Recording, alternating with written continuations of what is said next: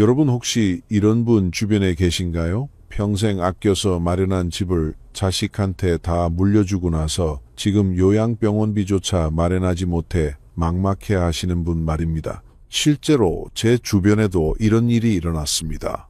70대 중반의 한 어르신께서 그러시더군요. 집만 안 줬어도 하시면서 땅을 치며 후회하시는 모습을 봤습니다. 오늘 이 영상은 조금 무거운 이야기일 수 있습니다. 하지만 반드시 들으셔야 하는 이야기입니다. 특히 지금 60대, 70대이시고 자식한테 집을 물려줄까 고민 중이신 분들이라면 끝까지 꼭 들어주십시오. 오늘 이 15분에서 17분이 여러분의 노후를 지킬 수 있습니다. 자식에게 집을 물려주는 것, 이게 정말 효도일까요? 아니면 나중에 후회할 선택일까요? 지금부터 그 진실을 하나씩 파헤쳐 보겠습니다. 우리 세대는 참 자식 농사를 열심히 지었습니다. 내 한 끼를 거르더라도 아이들 학원비는 꼭 대주고 내 옷 하나 안 사 입더라도 아이들 옷은 새 것으로 사 입혔습니다. 그렇게 키운 자식들이 이제 어엿한 어른이 되었습니다. 결혼도 하고 아이도 낳았습니다. 그러면 부모 마음이 어떻습니까? 또 보태주고 싶은 게 부모 마음입니다. 요즘은 집값이 워낙 비싸지 않습니까? 젊은 사람들이 평생 일해도 서울에 집 한 채 마련하기 어렵다고 합니다. 뉴스를 보니까 평균 집값이 몇억 몇십억씩 한답니다. 그러니까 부모 입장에서는 이렇게 생각하는 겁니다. 내가 가진 이 집이라도 미리 물려줘야 애들이 안정적으로 살 수 있지 않을까. 이런 생각 한 번쯤은 다 해보셨을 겁니다. 그런데 말입니다. 여기서 우리가 놓치는 게 하나 있습니다. 지금은 2025년입니다. 우리가 젊었을 때와는 시대가 완전히 달라졌습니다. 옛날에는 3세대가 한 집에서 사는 게 당연했습니다. 할아버지, 할머니, 아버지, 어머니, 손주들까지 다 같이 살면서 서로 돌보고 살았습니다. 하지만 지금은 어떻습니까? 결혼한 자식들은 대부분 따로 삽니다. 멀리 사는 경우도 많습니다. 명절 때나 한 번씩 얼굴 보는 게 고작입니다. 이게 잘못됐다는 게 아닙니다. 시대가 변한 겁니다. 각자 독립적으로 사는 게 요즘 문화입니다. 그런데 우리 부모 세대는 여전히 옛날 방식으로 생각합니다. 내가 집을 주면 당연히 애들이 나를 모실 거야. 내가 아프면 당연히 애들이 돌봐줄 거야. 이렇게 생각하시는 분들이 많습니다. 하지만 현실은 그렇지 않은 경우가 너무 많습니다. 제가 아는 한 어르신 이야기를 해드리겠습니다. 이분은 서울에 40평짜리 아파트를 갖고 계셨습니다. 평생 모은 재산이 그 집 하나였습니다. 아들이 결혼을 하면서 집이 필요하다고 했습니다. 그래서 이 어르신이 생각하셨습니다. 아들이 어려운데 내가 뭘 하겠나. 어차피 나중에 다 아들 거 될 텐데 미리 주자. 그렇게 2015년에 아들 앞으로 증여를 했습니다. 처음 몇 년은 괜찮았습니다. 아들 내외가 잘해줬습니다. 명절 때마다 용돈도 드리고 생신 때 외식도 시켜드렸습니다. 그런데 한 5년쯤 지나니까 분위기가 달라지기 시작했습니다. 며느리 얼굴이 점점 굳어지는 게 느껴졌답니다. 그러던 어느 날 아들이 찾아와서는 이런 말을 했답니다. 아버지, 죄송한데 저희가 사는 집이 좀 비좁아요. 아이들도 컸고 해서 더 넓은 데로 이사를 가야 할 것 같아요. 아버지 모시고 같이 살기는 어려울 것 같고 아버지는 작은 원룸이라도 얻어드릴게요. 이 어르신이 얼마나 충격을 받으셨겠습니까? 평생 모은 집을 아들한테 다 줬는데 정작 본인은 원룸에서 홀로 살라는 겁니다. 그것도 월세로 말입니다. 그때 이 어르신이 후회하셨답니다. 집을 팔아서 나는 작은 집에서 살고 나머지 돈으로 노후 준비를 할 걸 그랬다. 하지만 이미 늦었습니다. 법적으로 집은 아들 명의입니다. 더 가슴 아픈 이야기도 있습니다. 70대 초반의 한 어머니 이야기입니다. 이분도 아들에게 집을 물려주셨습니다. 그런데 아들이 사업을 하다가 빚을 지게 되었습니다. 채권자들이 그 집을 압류했습니다. 결국 경매로 넘어갔습니다. 어머니는 하루아침에 집을 잃었습니다. 평생을 그 집에서 사셨는데 70이 넘은 나이에 갈 곳이 없어진 겁니다. 아들도 미안해했지만 어쩔 도리가 없었습니다. 이미 법적으로 아들 재산이었고 아들의 빚 때문에 압류된 거니까요. 이 어머니는 지금 딸네 집 작은 방 한 칸에서 눈치 보며 살고 계십니다. 평생 당당하게 사셨던 분인데 이제는 사위 눈치, 딸 눈치를 보며 살아야 합니다. 이 어머니가 하시는 말씀이 있습니다. 집만 내 이름으로 남겨뒀어도 최소한 내가 살 곳은 있었을 텐데 또 다른 사례를 말씀드리겠습니다. 70대 후반의 한 아버지입니다.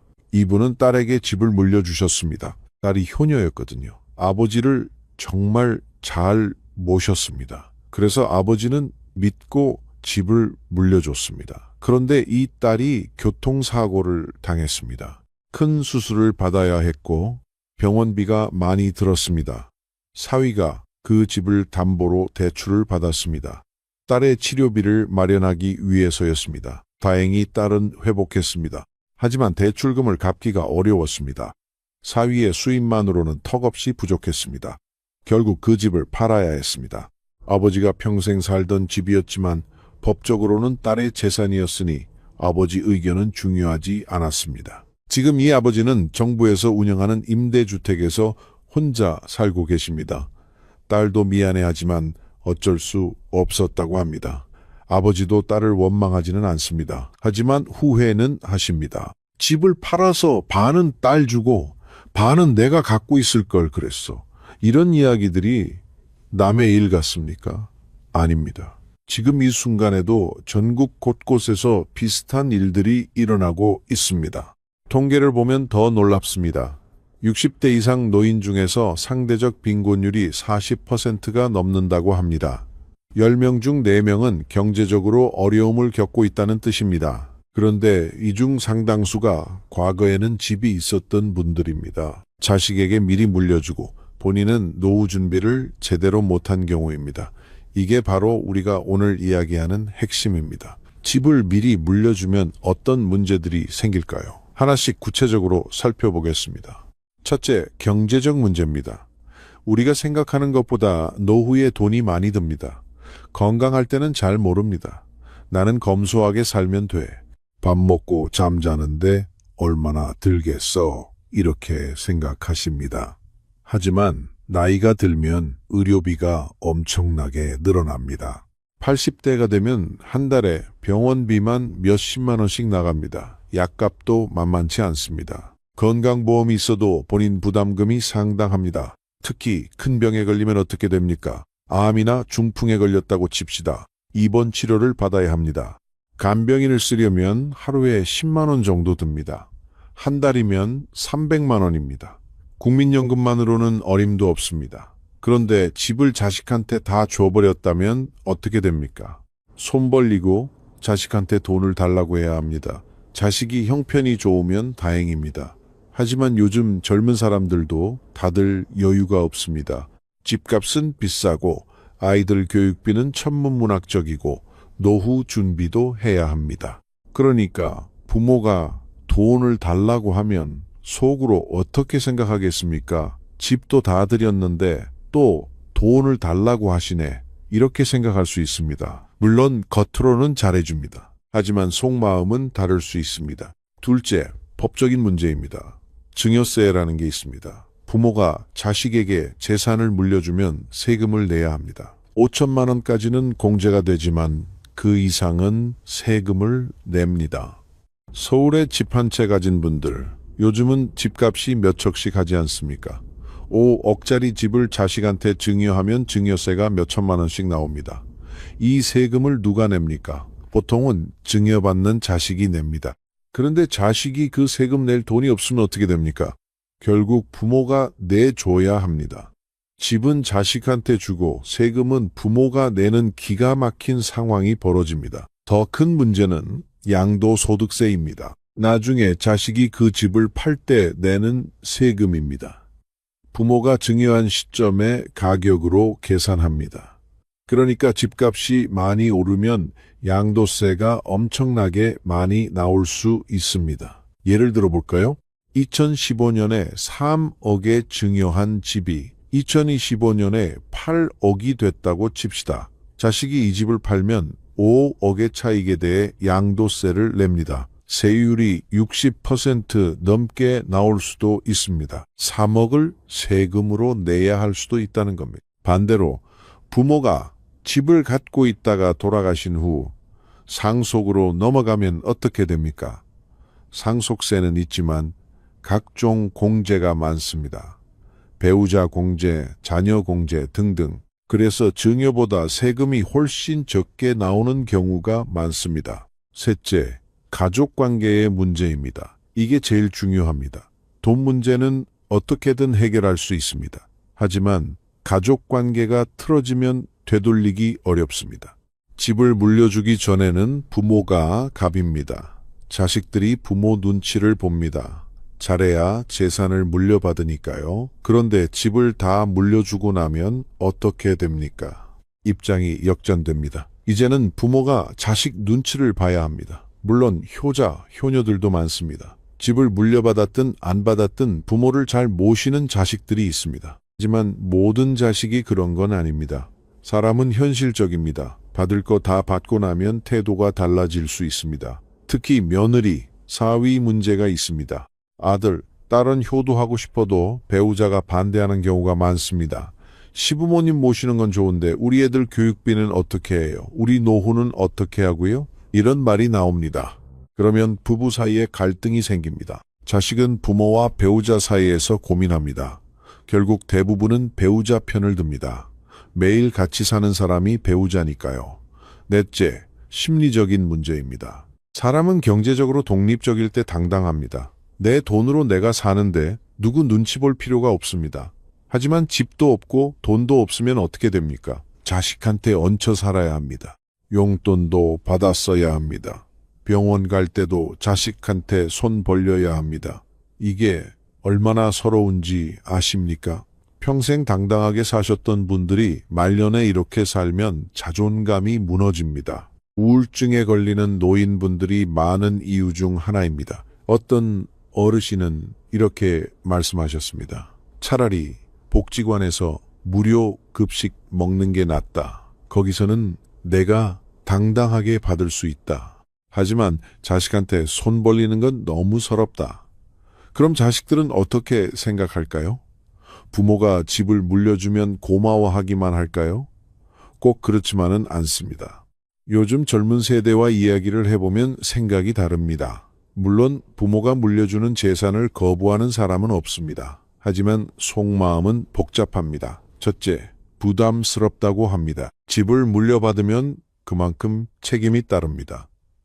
부모를 모셔야 한다는 무언의 압박이 있습니다. 하지만 현실적으로 쉽지 않습니다.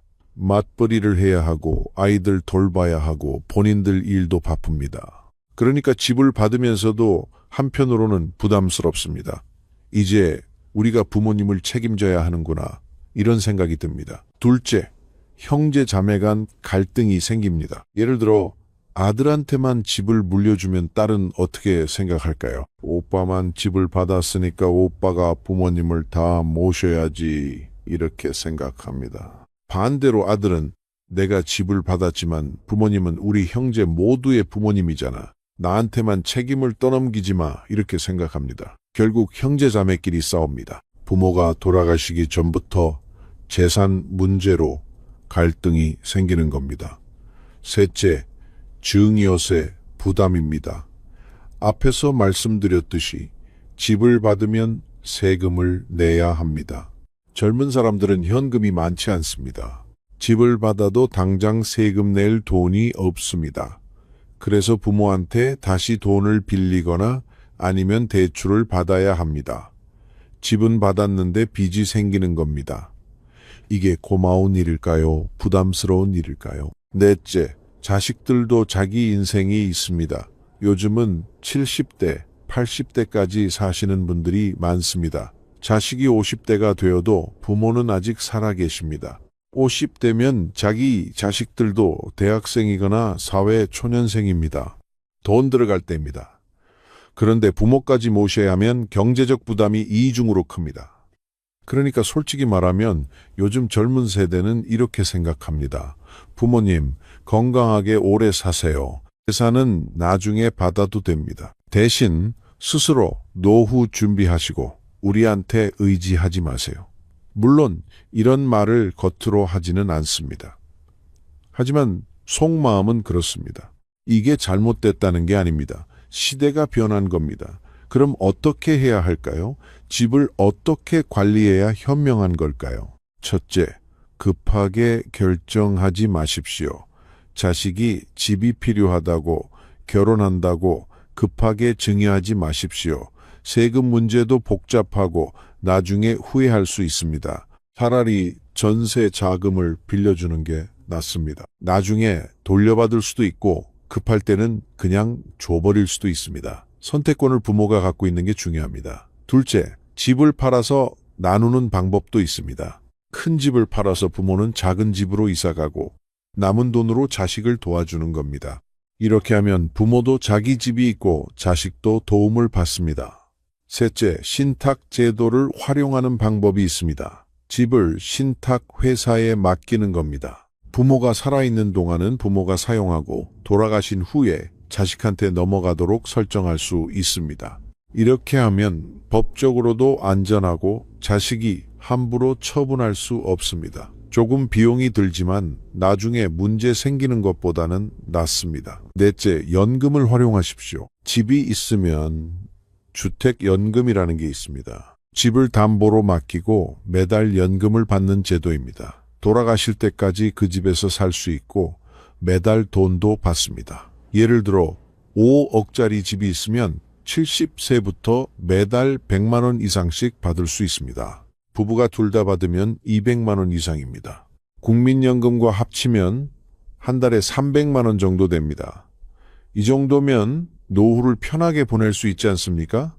자식한테 손 벌릴 필요도 없습니다. 당당하게 내 돈으로 삽니다. 다섯째, 유언장을 꼭 쓰십시오. 법적으로 효력 있는 유언장을 작성해 두면 나중에 자식들끼리 싸우는 일이 없습니다. 부모 뜻대로 재산이 분배됩니다. 유언장 쓸 때는 공증을 받으십시오. 그래야 나중에 효력이 있습니다.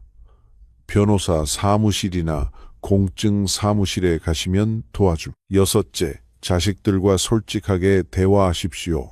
나는 내 노후를 내가 책임질 거야. 너희들은 너희 인생을 살아. 내 재산은 내가 다 쓰고 남으면 그때 너희한테 주마. 이렇게 말씀하시면 자식들도 오히려 편합니다.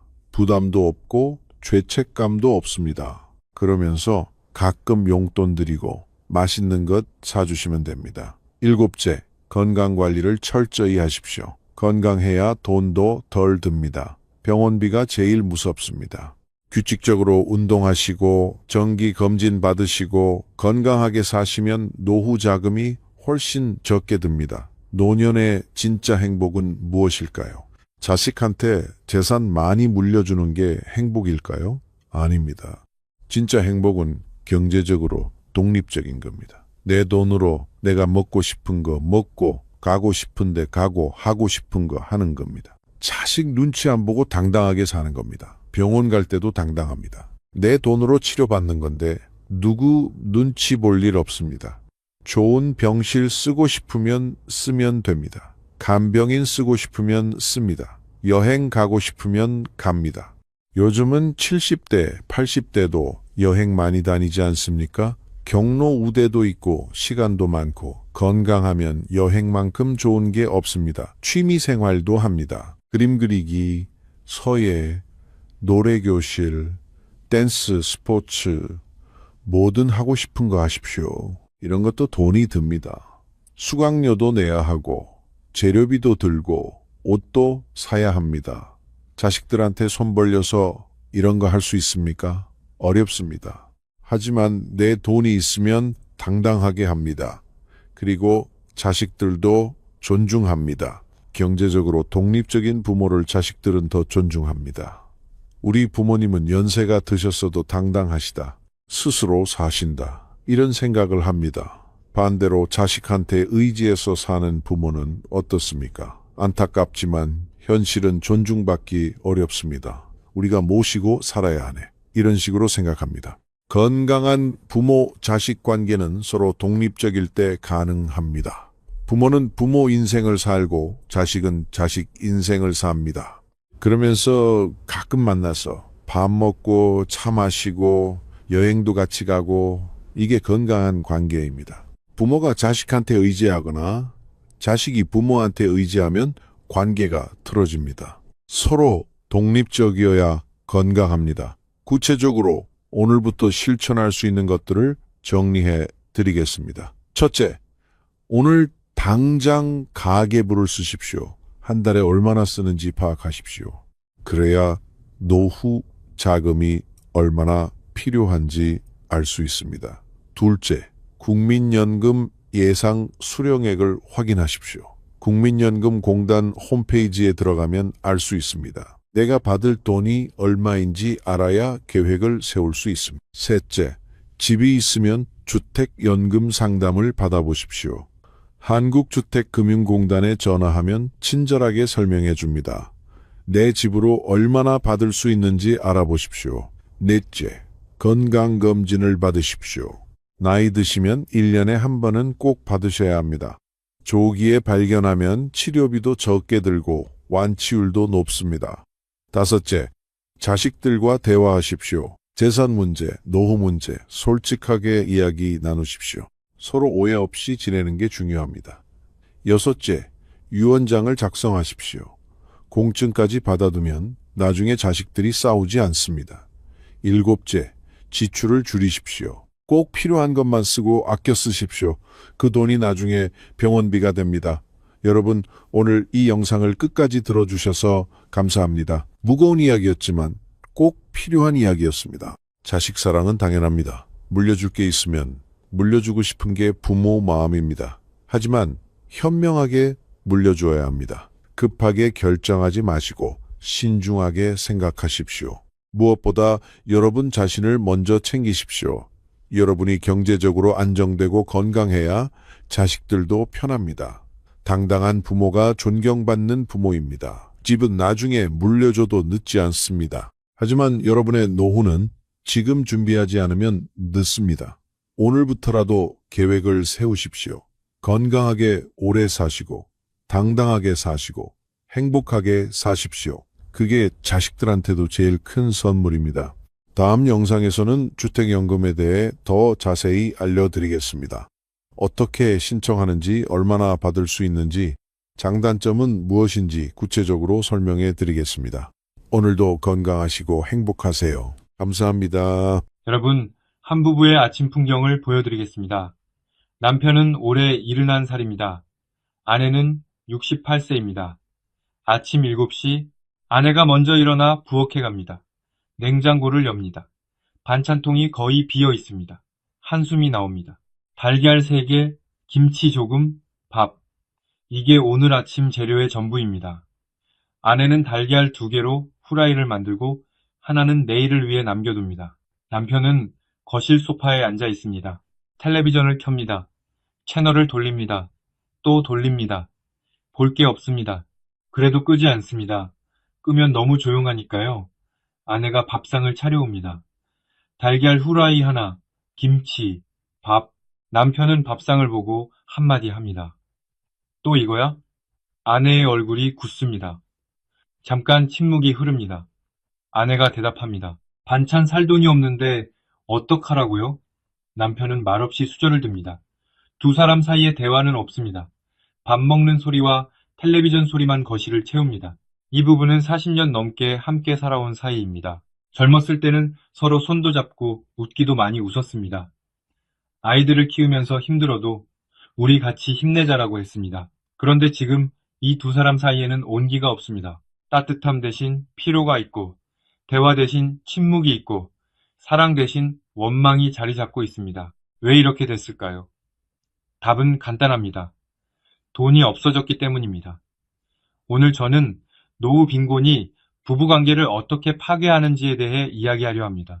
지금까지 저는 돈이 없으면 자식이 멀어지고 친척이 멀어지고 자존감이 무너진다는 이야기를 해왔습니다. 그런데 오늘은 그보다 더 가까운 관계를 이야기합니다. 바로 부부입니다. 매일 같은 지붕 아래에서 함께 밥을 먹고 함께 잠을 자는 가장 가까운 사람. 그 사이에서 돈이 사라지면 무슨 일이 벌어지는지, 그리고 그 위기를 어떻게 넘길 수 있는지 끝까지 함께 해주십시오. 자, 먼저 이 이야기의 출발점부터 짚어보겠습니다. 노후의 부부 사이가 나빠지는 건 사실 어느 날 갑자기 벌어지는 일이 아닙니다. 천천히, 아주 천천히 진행됩니다. 그리고 그 시작은 대부분 한 가지 사건에서 출발합니다. 바로 남편의 은퇴입니다. 여러분, 남자가 은퇴한다는 것이 어떤 의미인지 한번 생각해 보십시오. 30년, 40년 동안 매일 아침 집을 나서서 일을 했습니다. 회사에 가면 할 일이 있었습니다. 동료가 있었습니다. 직함이 있었습니다.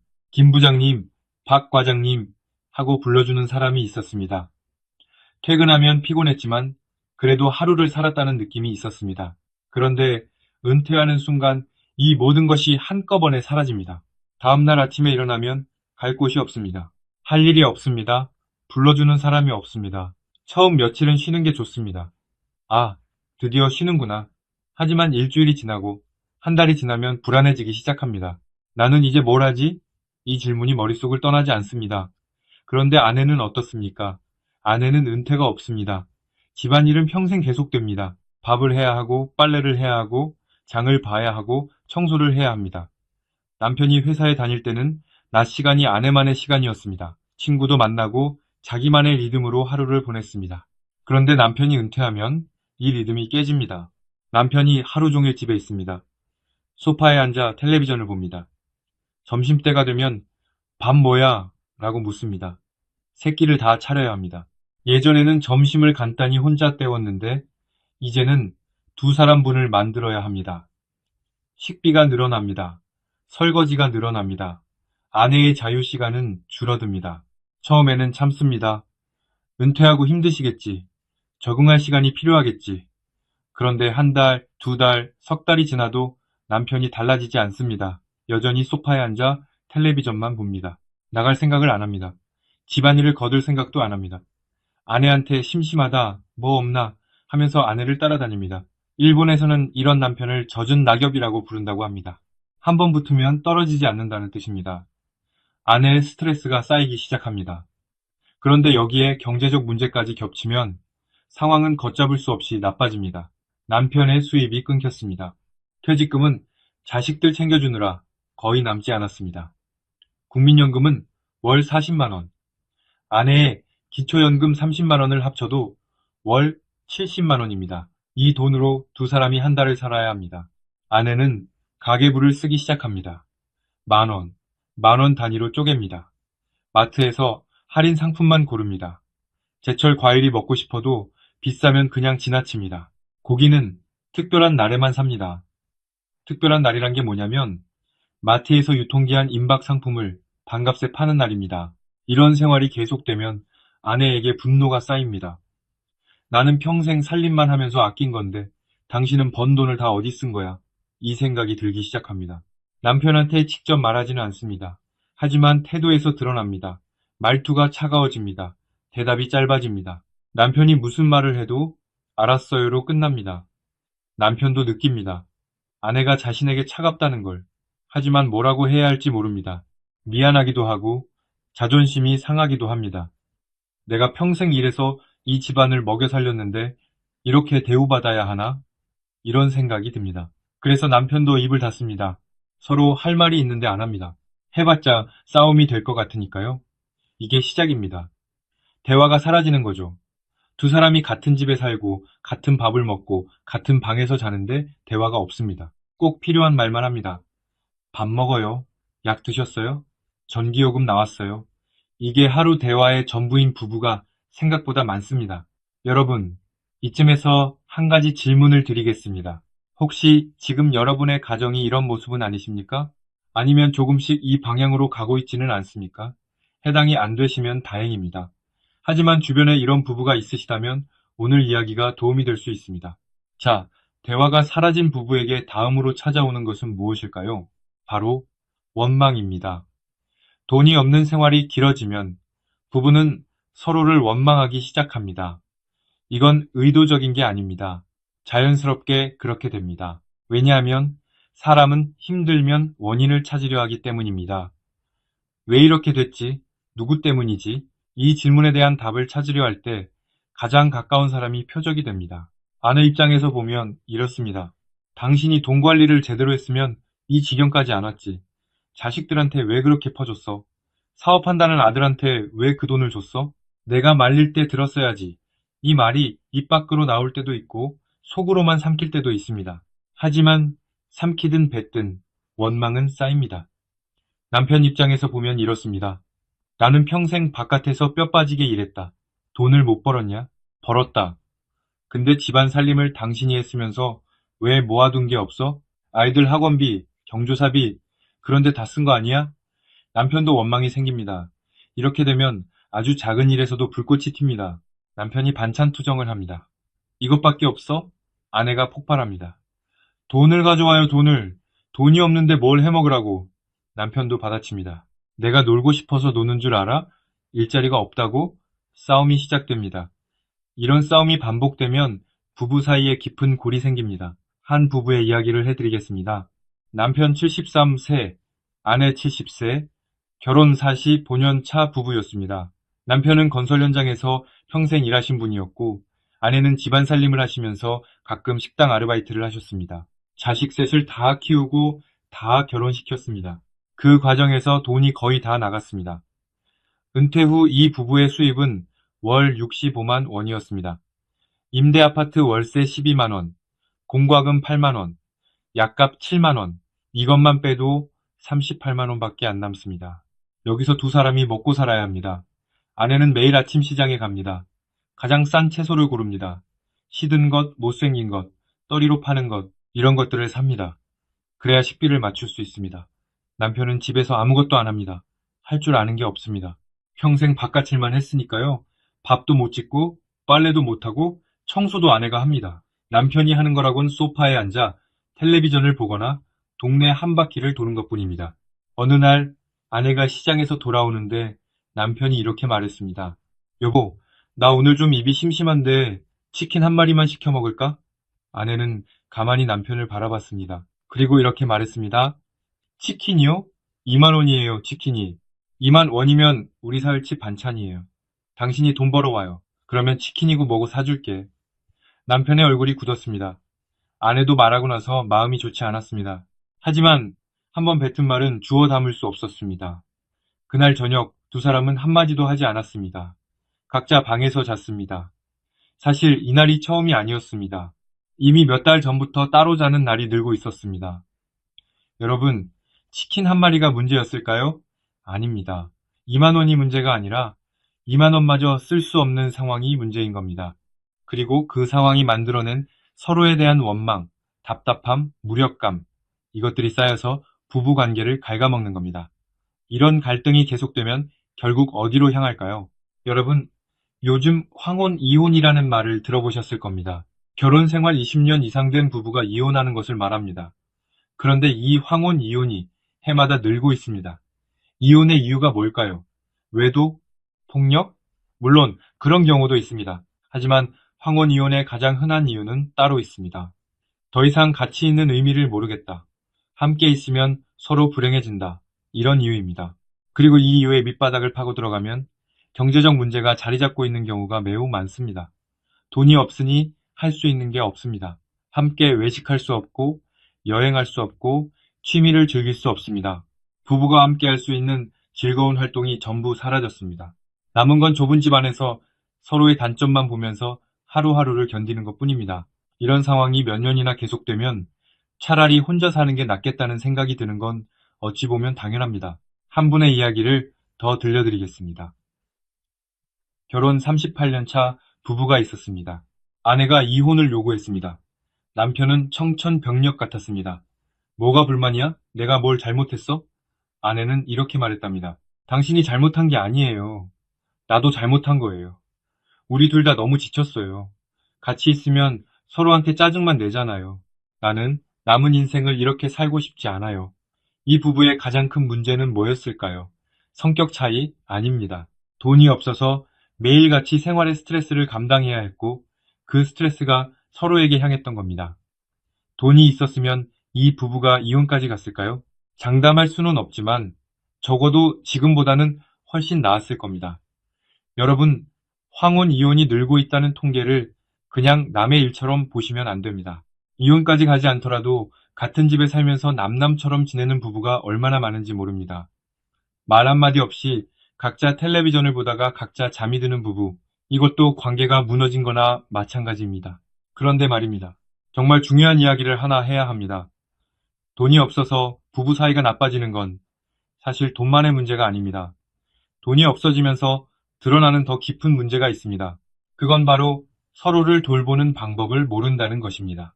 우리 부모 세대, 지금의 어르신들 세대는 사랑을 표현하는 방법을 배운 적이 없는 분들이 많습니다. 남편은 돈 벌어다 주는 게 사랑이라고 생각했습니다. 아내는 밥 해주고 살림하는 게 사랑이라고 생각했습니다. 서로 사랑한다, 고맙다, 미안하다는 말을 거의 안 하면서 살아왔습니다. 그래도 괜찮았습니다. 돈을 벌어오고 밥을 해주는 것 자체가 사랑의 증거였으니까요. 그런데 은퇴를 하면 이 구조가 무너집니다. 남편은 더 이상 돈을 벌어다 주지 못합니다. 남편의 존재 가치였던 경제적 역할이 사라집니다. 아내는 여전히 밥을 하고 살림을 하지만 점점 지쳐갑니다. 이제 남은 건 두 사람의 감정뿐인데 감정을 나누는 방법을 모릅니다. 평생 해본 적이 없으니까요. 남편은 미안한 마음이 있지만 표현을 못합니다. 미안하다는 말이 입 밖으로 나오지 않습니다. 체면이 허락하지 않습니다. 대신 텔레비전만 봅니다. 아내는 서운한 마음이 있지만 표현 방법이 잔소리밖에 없습니다. 당신은 왜 맨날 누워만 있어? 좀 움직여. 이게 아내가 아는 유일한 표현 방식입니다. 서운함을 잔소리로 표현하고 미안함을 침묵으로 표현하는 부부. 이 엇갈림이 반복되면 결국 둘 다 지치게 됩니다. 여러분, 여기까지 들으시면서 마음이 무거우실 겁니다. 하지만 꼭 말씀드리고 싶은 게 있습니다. 이 상황은 바뀔 수 있습니다. 부부가 동시에 무너지지 않는 방법이 있습니다. 지금부터 그 이야기를 하겠습니다. 여기서부터가 오늘 영상의 핵심입니다. 첫째, 부부의 돈은 반드시 함께 관리하십시오. 많은 부부가 돈 문제를 한쪽에게만 맡깁니다. 대부분 아내가 살림을 쥐고 남편은 알아서 해 합니다. 젊었을 때는 이래도 큰 문제가 없습니다. 수입이 있으니까요. 하지만 노후에는 이 방식이 위험합니다. 왜냐하면 돈이 적어지면 관리하는 쪽이 모든 스트레스를 혼자 짊어지기 때문입니다. 아내가 혼자 가계부를 쓰고 혼자 어디를 줄일지 고민하고 혼자 마트에서 가격표를 들여다보면서 고통받습니다. 남편은 이 과정을 모릅니다. 그러니까 반찬이 왜 이것밖에 없어? 같은 말이 나오는 겁니다. 아내 입장에서는 나 혼자 이 고생을 하는데 당신은 뭘 아느냐는 분노가 쌓입니다. 해결책은 간단합니다. 함께 앉아서 가계부를 보십시오. 매달 들어오는 돈이 얼마인지, 나가는 돈이 얼마인지, 남는 돈이 얼마인지를 부부가 같이 확인하는 겁니다. 한 달에 한 번이면 됩니다. 숫자를 함께 보면 서로의 상황을 이해하게 됩니다. 남편도 아, 이 돈으로 아내가 이렇게 쪼개서 쓰고 있었구나 하고 알게 됩니다. 그러면 반찬이 왜 이것밖에 없어 라는 말 대신 고생이 많다는 말이 나올 수 있습니다. 돈을 함께 관리한다는 것은 단순히 가계부를 같이 보는 게 아닙니다. 이 어려운 상황을 너의 문제가 아니라 우리의 문제로 만드는 겁니다. 혼자 짊어지면 무거운 짐도 둘이 나누면 절반이 됩니다. 둘째, 남편은 집 안에서 역할을 찾으십시오. 여러분 남편분들께 특별히 드리는 말씀입니다. 은퇴했다고 집에서 손님처럼 앉아 계시면 안 됩니다. 아내가 밥을 하면 설거지를 하십시오. 빨래가 끝나면 널어주십시오. 쓰레기를 버려오십시오. 장을 같이 보러 가십시오. 나는 평생 그런 거 안 해봤는데 이렇게 말씀하시는 분이 계실 겁니다. 맞습니다. 안 해보셨을 수 있습니다. 하지만 지금은 상황이 다릅니다. 아내도 나이가 들었습니다. 체력이 예전 같지 않습니다. 혼자서 모든 살림을 감당하기 어렵습니다. 그런데 남편이 아무것도 안 하고 소파에만 앉아 있으면 아내에게 남편은 함께 사는 파트너가 아니라 돌봐야 할 또 하나의 짐이 됩니다. 반대로 남편이 작은 것이라도 거들기 시작하면 아내의 태도가 달라집니다. 어머, 당신이 설거지를 하네? 처음에는 놀랄 수 있습니다. 하지만 그 놀라움은 곧 고마움으로 바뀝니다. 그리고 고마움은 따뜻한 말로 이어집니다. 이 작은 변화가 부부 사이의 온도를 바꿀 수 있습니다. 집안일은 부끄러운 게 아닙니다. 집에서 아무것도 안 하는 것이 더 부끄러운 겁니다. 설거지 한 번이 사랑한다는 말 10번보다 강할 수 있습니다. 셋째, 각자의 시간을 존중하십시오. 부부가 24시간 붙어 있으면 아무리 사이가 좋아도 힘듭니다. 특히 좁은 집에서 하루 종일 같이 있으면 서로의 사소한 습관이 신경에 거슬리기 시작합니다. 남편의 코 고는 소리, 텔레비전 볼륨 높이는 습관, 화장실에서 오래 있는 것, 아내의 잔소리, 전화 통화 소리, 부엌에서 나는 소리, 사소한 것들이 스트레스가 됩니다. 해결책은 각자만의 시간을 갖는 겁니다. 남편은 오전에 산책을 나가십시오. 동네 한 바퀴를 돌고 공원에 앉아 커피 한 잔을 하고 오십시오. 복지관 프로그램에 참여해 보십시오. 아내도 자기만의 시간을 가지십시오. 친구를 만나고 동호회에 나가고 혼자 산책을 하십시오. 따로 시간을 보내는 것은 부부 사이가 나빠서가 아닙니다. 오히려 건강한 관계를 위해 필요한 것입니다. 각자의 시간이 있어야 다시 만났을 때 할 이야기가 생깁니다. 오늘 공원에서 고양이를 봤는데 귀여웠어. 복지관에서 새로 배우는 게 있는데 재밌더라. 이런 사소한 대화가 부부 사이에 다시 온기를 불어넣습니다. 넷째, 하루에 한마디라도 고마움을 표현하십시오. 이게 가장 어렵고 가장 중요한 겁니다. 우리 세대는 감정을 표현하는데 익숙하지 않습니다. 사랑한다, 고맙다 라는 말이 쑥스럽습니다.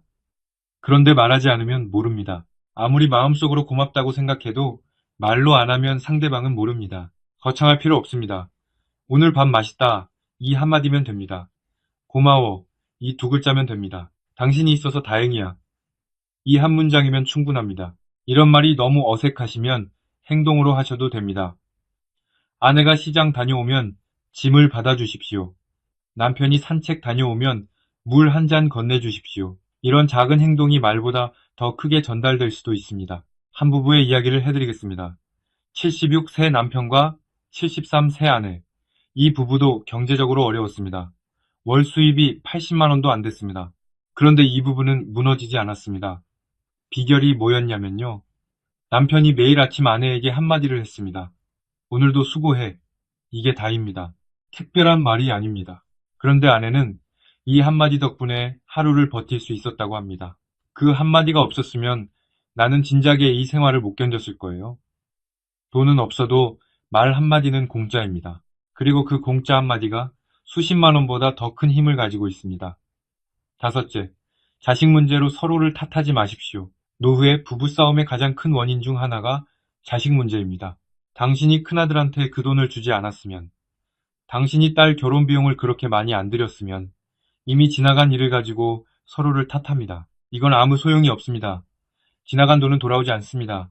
그 돈을 가지고 싸우면 돈만 잃는 게 아니라 부부 사이까지 잃습니다. 이미 벌어진 일은 받아들이십시오. 그리고 앞으로를 이야기하십시오. 지금부터 우리한테 남은 돈은 우리를 위해 쓰자. 앞으로 자식한테 목돈을 주는 건 하지 말자. 이렇게 부부가 합의하는 겁니다. 과거를 탓하는 대신 미래를 함께 계획하십시오. 같은 방향을 보고 있으면 서로를 원망할 이유가 줄어듭니다. 여섯째, 부부가 함께 할 수 있는 무료 활동을 찾으십시오. 돈이 없으면 함께 할 수 있는 게 없다고 생각하기 쉽습니다. 하지만 그렇지 않습니다. 돈이 안 드는 활동은 생각보다 많습니다. 매일 아침 함께 산책하십시오. 손을 잡고 걸으면 더 좋습니다. 쑥스러우시면 나란히 걸으시기만 해도 됩니다. 같은 길을 같은 시간에 같이 걷는 것. 이것만으로도 부부의 유대감이 달라집니다. 동네 공원에 앉아서 사람 구경을 하셔도 좋고, 도서관에 같이 가셔도 좋고, 복지관 프로그램에 부부가 함께 등록하셔도 좋습니다. 한 부부는 매일 저녁 식사 후에 동네 한 바퀴를 같이 걷는다고 합니다. 20분 정도 걷습니다. 걸으면서 오늘 있었던 일을 이야기합니다. 별것 아닌 이야기입니다. 오늘 마트에서 딸기가 세일하더라. 공원에 벚꽃이 피기 시작했더라. 이런 대화입니다. 하지만 이 20분의 산책이 두 사람의 하루에서 가장 따뜻한 시간이라고 합니다. 돈이 있으면 해외여행을 가고 좋은 식당에서 밥을 먹을 수 있습니다. 하지만 돈이 없어도 함께 걸을 수 있고, 함께 웃을 수 있고, 함께 이야기할 수 있습니다. 부부를 이어주는 건 돈이 아니라 함께 보내는 시간입니다. 여러분, 오늘 긴 이야기 함께 해주셔서 진심으로 감사합니다. 마지막으로 오늘 나눈 이야기를 정리하겠습니다. 하나, 노후 빈곤은 부부관계를 파괴합니다. 대화가 사라지고 원망이 쌓이고 최악의 경우 이혼까지 갈 수 있습니다. 이것은 두 사람의 성격이 나빠서가 아니라 돈이 없는 상황이 만들어낸 구조적인 문제입니다. 둘, 하지만 돈이 없어도 부부가 무너지지 않을 수 있습니다. 돈을 함께 관리하고 집안일을 나누고 각자의 시간을 존중하고 하루에 한마디라도 고마움을 표현하고 자식 문제로 서로를 탓하지 말고 함께 할 수 있는 활동을 찾으십시오. 셋, 결국 부부를 지키는 것은 돈이 아니라 서로를 향한 관심과 존중입니다. 오늘도 수고해. 이 한마디가 수십만 원보다 강합니다. 자, 오늘 당장 할 수 있는 한 가지를 제안드리겠습니다. 오늘 저녁 밥을 먹고 나서 배우자에게 한마디만 하십시오. 밥 맛있었어. 고마워. 이게 너무 어색하시면 설거지를 대신해 주십시오. 말이든 행동이든 오늘 딱 한 가지만 해보십시오. 그 한 가지가 내일의 부부를 바꿀 수 있습니다. 여러분 40년, 50년을 함께 살아온 사이입니다. 전쟁 같은 세상에서 서로 의지하며 버텨온 사이입니다. 자식 키우느라 밤잠 못 자면서 함께 고생한 사이입니다. 이 긴 세월을 함께 걸어온 사람입니다. 돈 때문에 그 소중한 사람을 잃지 마십시오. 돈은 다시 만들 수 없어도 부부 사이의 따뜻함은 오늘부터 다시 만들 수 있습니다. 다음 영상에서는 노후에 부부가 함께 할 수 있는 소소한 행복 만들기에 대해 이야기하겠습니다. 돈이 거의 안 드는데도 부부 사이를 확 바꿔놓는 습관들이 있습니다. 어떤 것들인지 궁금하시죠? 놓치지 마시고 꼭 함께 해주십시오. 이 영상이 도움이 되셨다면 배우자와 함께 시청해 주십시오. 혼자 보시는 것보다 둘이 함께 보시면 효과가 2배입니다. 좋아요와 구독도 부탁드립니다. 감사합니다. 건강하시고 부부와 함께 따뜻한 하루 보내시길 바랍니다. 다음 영상에서 또 뵙겠습니다. 여러분, 제가 아는 53세 직장인의 이야기입니다. 30년 동안 성실하게 회사 다녔습니다. 아껴 쓰고 모아서 저축 1억 원, 아파트 한 채 있었습니다. 남들이 보기엔 안정적인 삶이었습니다. 그런데 1년 사이에 모든 게 무너졌습니다. 회사에서 명예퇴직 제안이 들어왔습니다. 고민 끝에 받아들였습니다. 퇴직금 8천만 원 받았습니다. 그 돈으로 카페를 열었습니다. 1년 만에 망했습니다. 8천만 원이 다 날아갔습니다. 설상가상으로 아버지가 암 진단을 받으셨습니다. 치료비로 3천만 원이 나갔습니다. 간병하느라 부인이 직장을 그만뒀습니다. 월급 200만 원이 사라졌습니다. 딸이 결혼한다고 했습니다. 전세금 도와달라고 했습니다. 5천만 원을 줬습니다. 1년 만에 1억 6천만 원이 사라졌습니다. 저축은 바닥났고 아파트마저 팔아야 할 상황입니다. 이게 남의 이야기 같으신가요? 아닙니다. 중년이라면 누구에게나 일어날 수 있는 일입니다. 오늘은 중년 이후 돈 관리가 급격히 무너지는 순간들을 말씀드리겠습니다. 평생 쌓은 재산이 한순간에 무너지는 그 순간들, 그리고 어떻게 대처해야 하는지도 함께 말씀드리겠습니다. 그럼 시작하겠습니다. 첫 번째 위험한 순간, 명예퇴직 제안을 받는 순간입니다. 40, 50대가 되면 회사에서 명예퇴직 제안이 들어옵니다. 위로금을 줍니다. 퇴직금에 추가로 1억, 2억을 더 줍니다. 금액이 크니까 솔깃합니다. 계산해 봅니다. 지금 나가면 퇴직금 8천만 원에 위로금 1억 합쳐서 1억 8천만 원입니다. 여기에 저축 5천만 원 있으니까 총 2억 3천만 원입니다. 이 돈이면 뭔가 할 수 있을 것 같습니다. 사업도 하고 투자도 하고 회사 다니는 것보다 나을 것 같습니다. 그래서 명예퇴직을 받아들입니다. 하지만 현실은 다릅니다. 퇴직하고 나면 소득이 끊깁니다. 월급 300만 원 받다가 갑자기 0이 됩니다. 생활비는 계속 나갑니다. 매달 250만 원씩 나갑니다. 사업을 시작합니다. 카페, 치킨집, 편의점. 퇴직금 1억을 투자합니다. 하지만 일이 생각처럼 안 됩니다. 1년 버티다가 문 닫습니다. 1억이 날아갑니다. 재취업을 하려고 해도 안 됩니다. 50대를 뽑는 회사가 없습니다. 있어도 월급이 절반입니다. 1년 만에 2억 3천만 원이 1억으로 줄어듭니다. 2년이면 5천만 원, 3년이면 바닥납니다. 50대 후반의 한 남성분은 이렇게 말씀하셨습니다. 저는 53세에 명예퇴직했어요. 위로금 1억 받아서 총 1억 8천만 원 손에 쥐었어요. 큰 돈이라고 생각했죠. 그 돈으로 프랜차이즈 카페 열었어요. 2년 만에 망했어요. 1억 5천만 원 날렸어요. 지금은 편의점 아르바이트예요. 회사에 남았어야 했어요.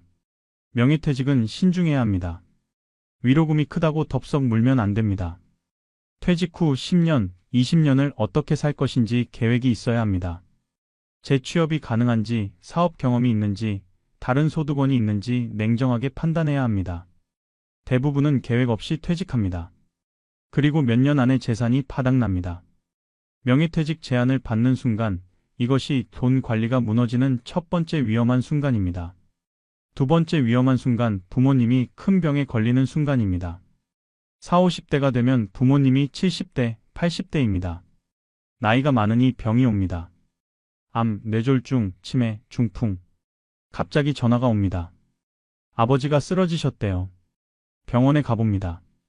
암입니다. 수술해야 합니다. 수술비만 2천만 원입니다. 건강보험으로 일부 커버되지만 본인 부담이 1,000만 원입니다. 항암 치료비까지 합치면 3천만 원 더 듭니다. 형제가 있으면 나눠낼 수 있습니다. 하지만 형제들도 형편이 어렵다고 합니다. 결국 내가 대부분 부담합니다. 간병도 문제입니다.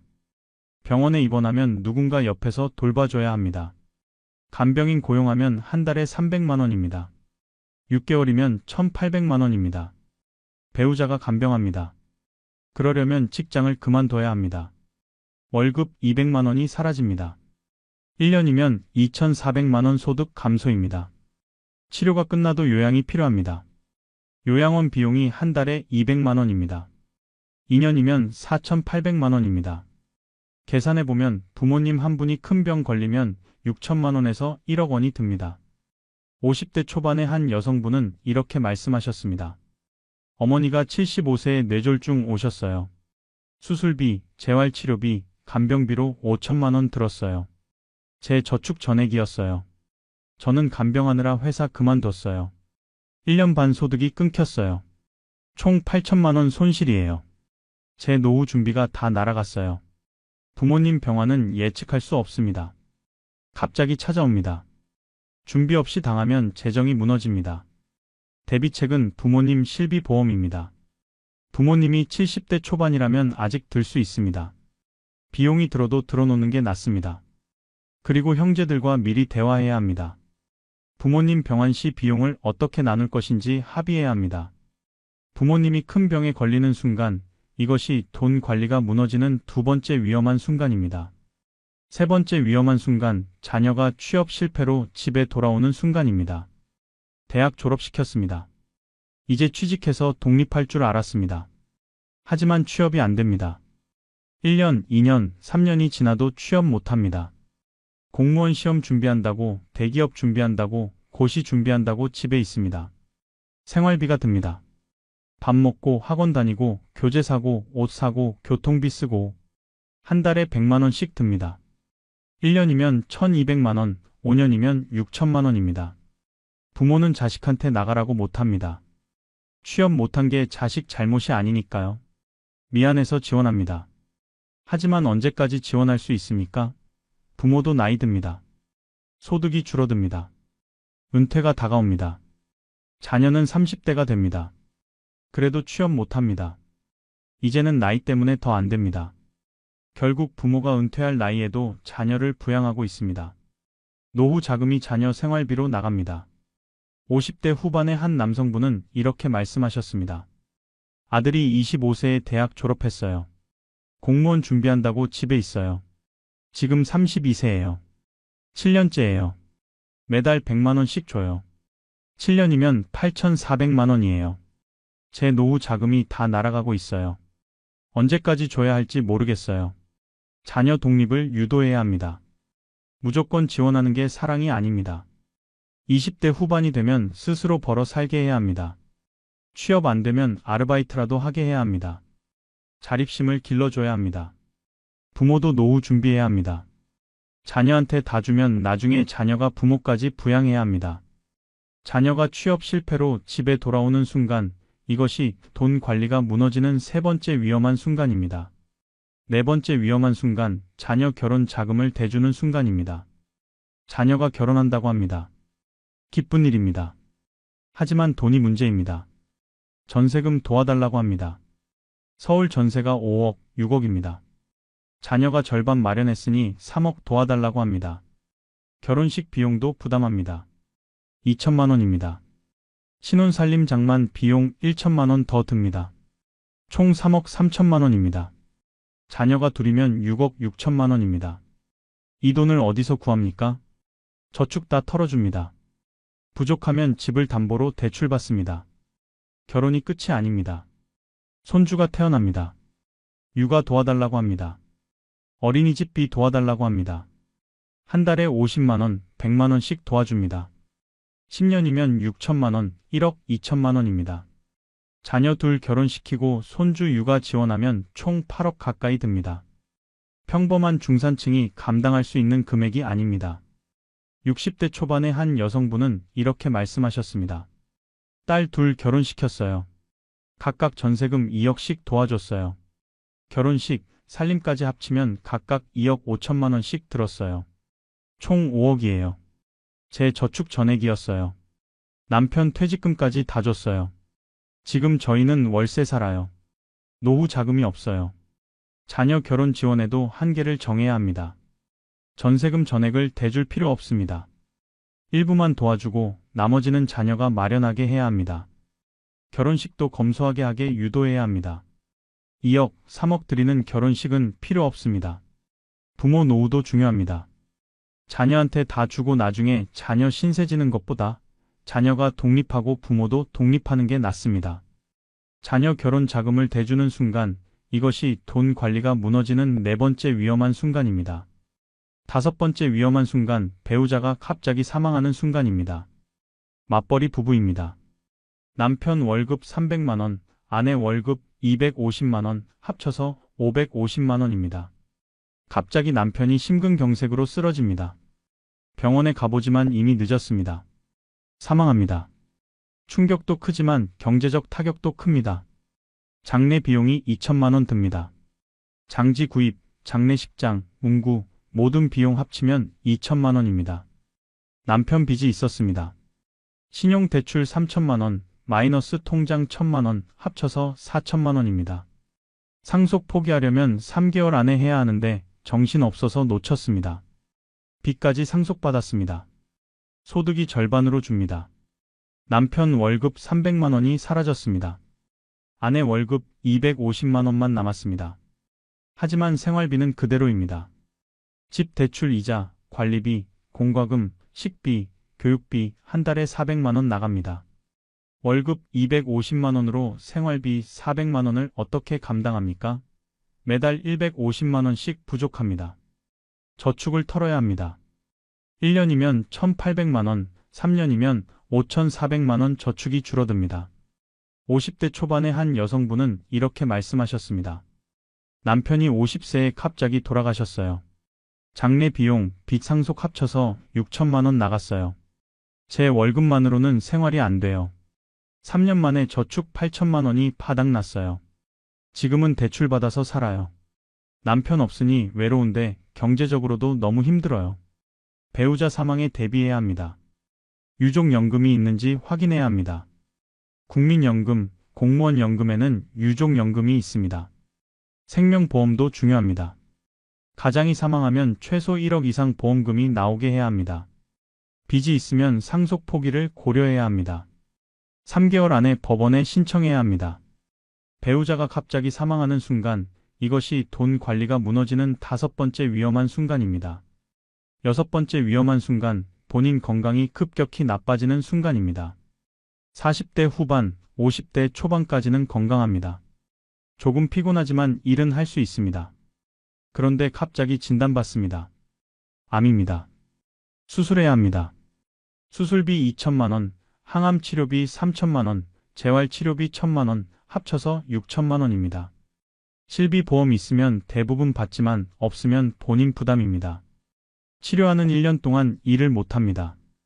월급 300만 원이 1년간 끊깁니다. 3,600만 원 소득 감소입니다. 치료 끝나고 복직하려는데 안 됩니다. 회사에서 권고사직 압력을 줍니다. 병 때문에 업무 능력이 떨어진다고 합니다. 결국 퇴직합니다. 퇴직금 5천만 원 받습니다. 하지만 치료비 6천만 원 쓰고 소득 3,600만 원 잃었으니 순손실이 4,600만 원입니다. 재취업하려고 해도 안 됩니다. 암 병력이 있으면 회사에서 안 뽑습니다. 50대 중반의 한 남성분은 이렇게 말씀하셨습니다. 저는 52세에 대장암 진단받았어요. 수술하고 항암 치료 1년 받았어요. 치료비 7천만 원 들었어요. 회사는 그만뒀어요. 재취업도 안 돼요. 저축은 바닥났고 빚이 2천만 원 생겼어요. 건강도 잃고 돈도 잃었어요. 건강관리가 최우선입니다. 정기검진 꼭 받으세요. 암은 조기 발견하면 치료 비용이 적게 듭니다. 실비보험, 암보험 꼭 들어야 합니다. 젊을 때, 건강할 때 들어야 합니다. 생활 습관을 바꾸세요. 담배 끊고 술 줄이고 운동하고 건강하게 먹으세요. 건강이 급격히 나빠지는 순간, 이것이 돈 관리가 무너지는 6번째 위험한 순간입니다. 7번째 위험한 순간, 사업 확장을 결심하는 순간입니다. 작은 가게를 운영하고 있습니다. 치킨집, 카페, 옷가게. 장사가 괜찮습니다. 한 달에 300만 원 정도 남습니다. 욕심이 납니다. 한 곳에서 300만 원 버는데 세 곳 하면 900만 원 벌겠네. 확장하자. 대출 받습니다. 1억 받습니다. 두 번째 매장 냅니다. 세 번째 매장도 냅니다. 문제가 생깁니다. 고정비가 3배로 늡니다. 임대료, 인건비, 재료비 모두 3배입니다. 한 달에 1,500만 원씩 나갑니다. 직원 관리가 어렵습니다. 사장이 3곳을 다 돌아다니며 관리할 수 없습니다. 직원한테 맡기면 매출이 빠집니다. 매장끼리 경쟁합니다. 거리가 가까우면 손님을 서로 나눠 먹습니다. 총 매출은 늘지 않고 비용만 늡니다. 코로나 같은 외부 변수가 터집니다. 매출이 급감합니다. 세 매장 모두 적자입니다. 버티다 못해 문 닫습니다. 대출금 1억 못 갚았습니다. 집까지 담보로 잡혔습니다. 50대 후반의 한 남성분은 이렇게 말씀하셨습니다. 저는 치킨집 한 곳 운영했어요. 장사 잘 됐어요. 욕심내서 대출 1억 5천만 원 받아서 매장 3곳으로 늘렸어요. 코로나 터지고 다 망했어요. 대출 못 갚아서 집까지 날렸어요. 한 곳만 했으면 지금도 장사하고 있었을 텐데. 사업 확장은 신중해야 합니다. 한 곳에서 성공했다고 여러 곳 하면 성공하는 게 아닙니다. 오히려 위험이 몇 배로 늡니다. 대출 받아서 확장하는 건 더 위험합니다. 실패하면 빚만 남습니다. 안정적으로 한 곳만 운영하는 게 나을 수 있습니다. 욕심 부리지 마세요. 사업 확장을 결심하는 순간, 이것이 돈 관리가 무너지는 7번째 위험한 순간입니다. 8번째 위험한 순간, 재혼을 결정하는 순간입니다. 50대에 이혼했습니다. 또는 배우자가 사망했습니다. 혼자 살다가 새로운 사람을 만났습니다. 재혼하기로 했습니다. 재혼 상대방에게도 자녀가 있습니다. 고등학생, 대학생입니다. 학비를 대줘야 합니다. 내 자식은 아니지만 배우자 자식이니 도와줘야 합니다. 한 명당 1년에 2천만 원씩 듭니다. 둘이면 4천만 원입니다. 4년이면 1억 6천만 원입니다. 전 배우자와의 사이에 자녀도 있습니다. 양육비를 계속 보내야 합니다. 한 달에 100만 원씩, 1년에 1,200만 원입니다. 재산 통합 과정에서 갈등이 생깁니다. 내 재산, 상대방 재산을 어떻게 관리할 것인지 의견이 안 맞습니다. 결국 재혼 생활이 힘들어집니다. 경제적 부담이 너무 큽니다. 60대 초반의 한 남성분은 이렇게 말씀하셨습니다. 저는 58세에 재혼했어요. 새 아내한테 자녀가 둘 있었어요. 대학생이었어요. 학비 8년간 대줬어요. 총 3억 2천만 원 들었어요. 전 아내한테 양육비도 계속 보냈어요. 제 저축이 다 날아갔어요. 재혼 안 했으면 지금 여유로웠을 텐데. 재혼은 신중해야 합니다. 상대방 경제 상황을 정확히 파악해야 합니다. 빚은 없는지, 자녀 부양 의무는 어떤지 확인해야 합니다. 재산 관리 방법을 미리 합의해야 합니다. 각자 관리할 것인지, 통합할 것인지 명확히 해야 합니다. 감정만으로 재혼하면 경제적으로 파탄 날 수 있습니다. 재혼을 결정하는 순간 이것이 돈 관리가 무너지는 8번째 위험한 순간입니다. 9번째 위험한 순간, 자녀 사업을 돕는 순간입니다. 자녀가 창업한다고 합니다. 스타트업, 온라인 쇼핑몰, 식당. 자금이 필요하다고 합니다. 부모는 도와주고 싶습니다. 자식이 하고 싶어 하는 일이니까요. 5천만 원을 줍니다. 5천만 원으로 부족하다고 합니다. 보증을 서달라고 합니다. 은행 대출 받는데 보증인이 필요하답니다. 내 집을 담보로 잡습니다. 사업이 잘 안 됩니다. 1년, 2년 버티다가 망합니다. 자녀가 대출금을 못 갚습니다. 은행이 보증인한테 옵니다. 나한테 갚으라고 합니다. 1억입니다. 내 저축으로 갚습니다. 부족하면 집을 팔아야 합니다. 자식 사업 도와주다가 부모가 파산합니다. 50대 후반의 한 여성분은 이렇게 말씀하셨습니다. 아들이 28세에 창업한다고 했어요. 스타트업이래요. 창업 자금 5천만 원 줬어요. 대출 보증도 서줬어요. 6천만 원이었어요. 2년 만에 사업 망했어요. 아들은 빚을 못 갚았어요. 제가 다 갚았어요. 총 1억 1천만 원이에요. 제 노후 자금 전액이에요. 자녀 사업은 신중해야 합니다. 창업 성공률이 5%도 안 됩니다. 10중 8구 망합니다. 특히 경험 없는 젊은이의 창업은 더 위험합니다. 도와주고 싶어도 한계를 정해야 합니다. 내 노후 자금까지 털어줄 필요 없습니다. 절대 보증 서면 안 됩니다. 자식이라도 마찬가지입니다. 보증은 내가 갚겠다는 약속입니다. 자녀 사업을 돕는 순간, 이것이 돈 관리가 무너지는 9번째 위험한 순간입니다.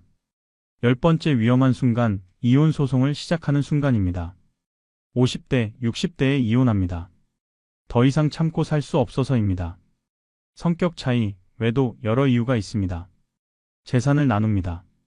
집, 저축, 퇴직금 모두 절반씩 나눕니다. 10억 있었으면 각자 5억씩 받습니다. 위자료를 줘야 합니다. 잘못한 쪽이 1억, 2억을 줍니다. 양육비도 계속 나갑니다. 미성년 자녀가 있으면 한 달에 100만 원씩 보내야 합니다. 변호사 비용도 만만치 않습니다. 소송 과정에서 1,000만 원, 2천만 원 듭니다. 이혼 후 혼자 살면 생활비가 듭니다. 둘이 살 때는 집 한 채, 차 한 대, 생활비 한 몫이었습니다. 혼자 살면 각자 집, 차, 생활비가 필요합니다. 60대 초반의 한 남성분은 이렇게 말씀하셨습니다. 저는 60세에 이혼했어요. 재산 절반 나눠주고 위자료 1억 줬어요. 제 손에 남은 건 4억이에요. 작은 아파트 사는데 2억 5천만 원 들었어요. 남은 1억 5천만 원으로 20년을 살아야 해요. 이혼 안 했으면 8억이 있었는데, 이혼은 경제적으로 큰 타격입니다. 재산이 절반으로 줄어들지만 생활비는 절반으로 안 줄어듭니다. 오히려 늡니다. 이혼 전에 경제적 영향을 냉정하게 계산해야 합니다. 감정만으로 결정하면 안 됩니다. 가능하면 관계 회복을 시도해 보는 게 낫습니다. 경제적으로나 정서적으로나 이혼은 큰 손실입니다. 이혼 소송을 시작하는 순간, 이것이 돈 관리가 무너지는 10번째 위험한 순간입니다. 11번째 위험한 순간, 투자 손실을 만회하려는 순간입니다. 주식에 투자했습니다. 2천만 원 넣었는데 1,000만 원 잃었습니다. 속상합니다. 이 돈을 꼭 찾아야겠다는 생각이 듭니다. 더 투자합니다. 3천만 원 더 넣습니다. 이번엔 올라서 본전은 찾겠지. 하지만 또 떨어집니다. 2천만 원 더 잃습니다. 총 3천만 원 손실입니다. 화가 납니다. 이 돈을 꼭 찾아야 합니다. 대출 받습니다. 5천만 원 대출 받아서 투자합니다. 이번에는 확실한 종목이래요. 지인이 추천했습니다.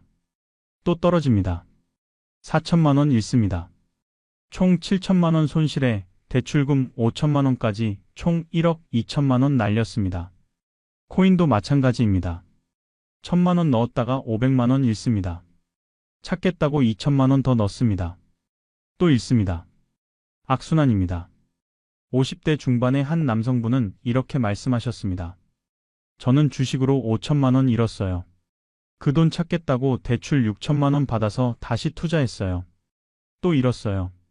총 손실이 1억 1천만 원이에요. 집을 담보로 대출 받았는데 못 갚으면 집이 넘어가요. 처음 5천만 원 잃었을 때 그만뒀어야 했어요. 손실은 인정해야 합니다. 잃은 돈을 꼭 찾아야 한다는 생각이 독입니다. 그 생각 때문에 더 큰 손실을 봅니다. 투자 손실이 나면 멈춰야 합니다. 더 투자하지 말고 정리하고 나와야 합니다. 절대 빚내서 투자하지 마세요. 원금 잃는 것과 빚지는 건 차원이 다릅니다. 투자 손실을 만회하려는 순간, 이것이 돈 관리가 무너지는 11번째 위험한 순간입니다. 여기까지 11가지 위험한 순간을 모두 말씀드렸습니다.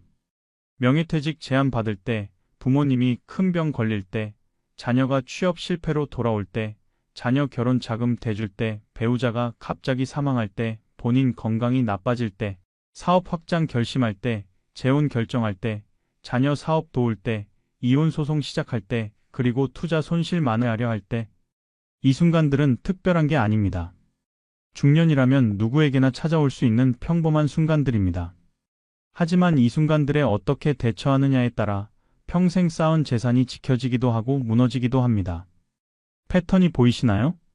대부분의 위기는 준비 부족에서 옵니다.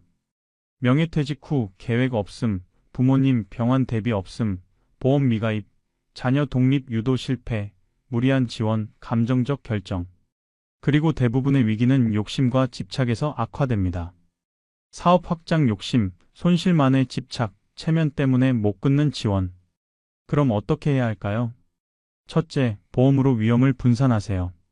실비보험, 암보험, 생명보험은 필수입니다. 가족 모두 들어야 합니다.